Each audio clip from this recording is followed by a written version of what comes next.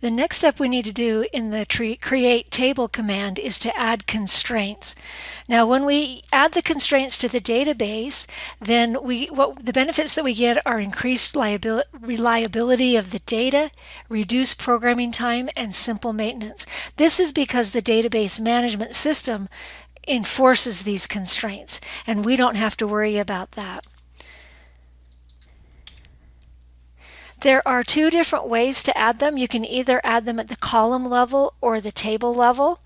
The only difference is really that the column level limits you to a single column, where the table level you can either add a constraint to a single column or to a constraint that really covers multiple columns. So that's really the difference between the two, and we'll use some of each. The constraints that we'll be working with are the primary key, foreign key, unique, and check constraints. If we check our table here in our physical database design details, we see that we have a primary key is user ID. So this is a constraint. I'm going to add this down here as a table constraint, and that's how you get table constraints, is that at the end of your listing of columns, sorry, you still need to be inside that closing paren, put a comma, and then you can add constraints.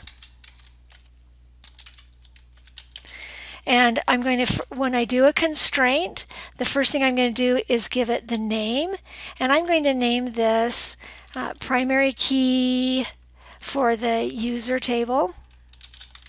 And so that's the name of the constraint. You get to make up these constraint names, and they just help you access them later if you need to.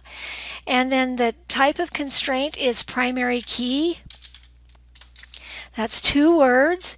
And then in parentheses, you want to put the name of the column that is the primary key. In this case, we have 1, and that is just the user ID is the primary key constraint. All right. Then we also have this check constraint, and I'm going to add this one at the column level.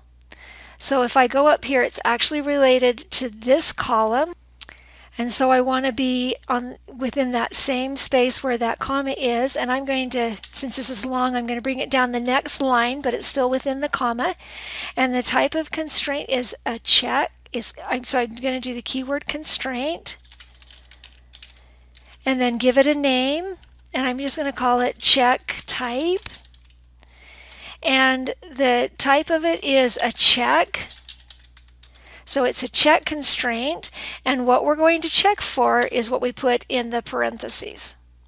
And I'm going to say I'm checking to see if user type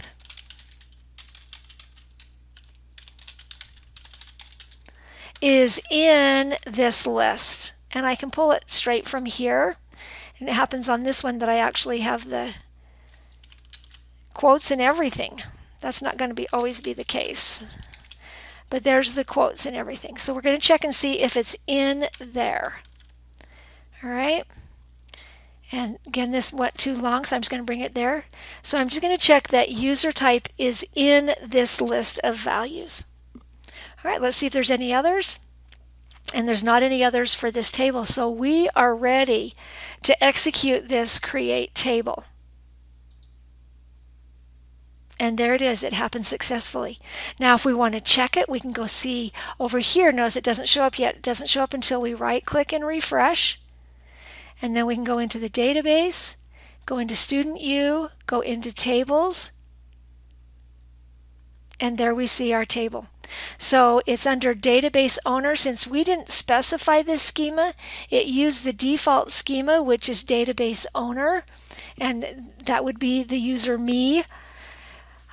And it would, so it's databaseowner.user1. I can expand this to look at some details, so I can look at the columns, and there it shows, here's that key says this is the primary key, and you see the data types and whether they're null or not null and what their values are. We can look at keys. This would identify, there's the primary key. It lists any constraints that we have. So we have a check type constraint, and we don't have any triggers, but we do have the index. So the primary key is an index. And statistics, just PK user. All right, so there's the details that you can look up and see if everything went in the table correctly. And we want to save this command and store it in our plain text file. And there's that create table. Now we want to do the same process for all of the tables. So let's go ahead and do the next one, which is the phone number.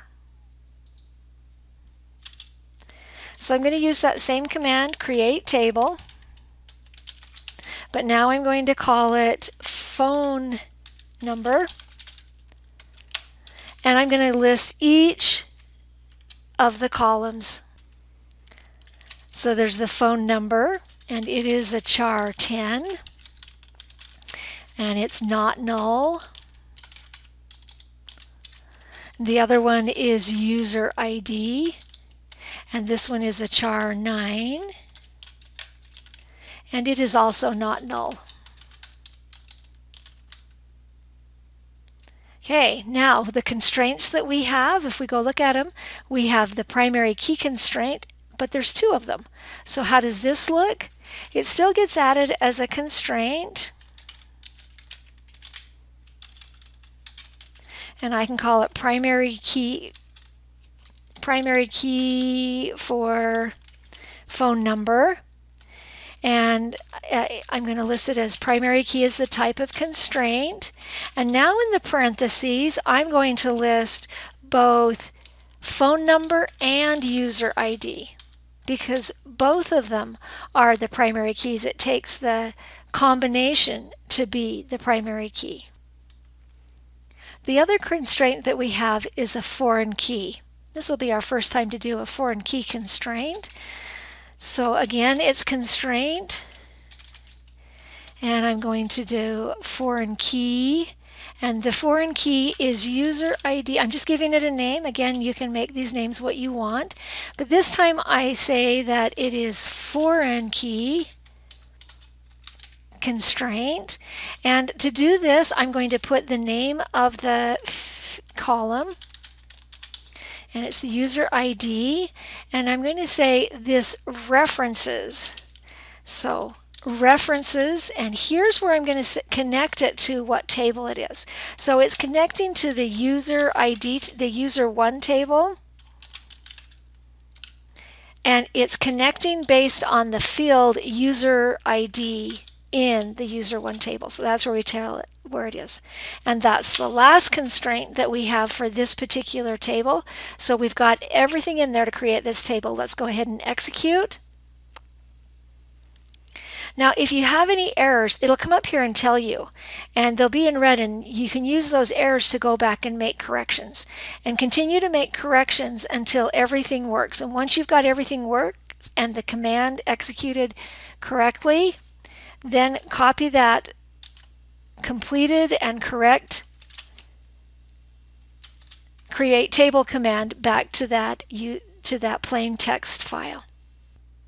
Now we've added these first two tables, we have several more to go.